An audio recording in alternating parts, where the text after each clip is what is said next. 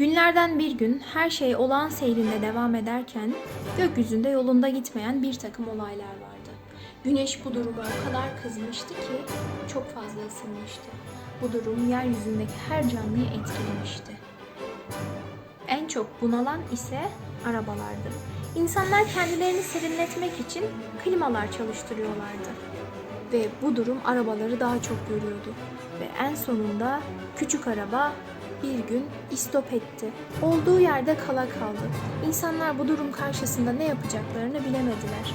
Bunaltan nem arabaların nefes almasını dahi zorlaştırıyordu ve onları öksürtüyordu. Onlar öksürdükçe havaya zehirli gaz yayıyorlardı. Hava bu durumdan oldukça rahatsızdı. Bulutlar havada bulunan her şeyi soluyorlardı.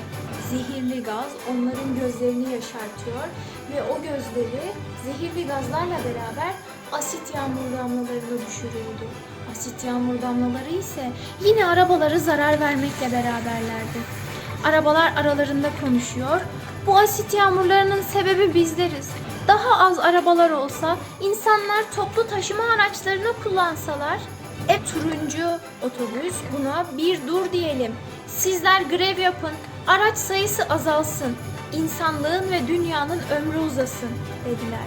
Hep birlikte buna karar verdiler bunu yapmaya.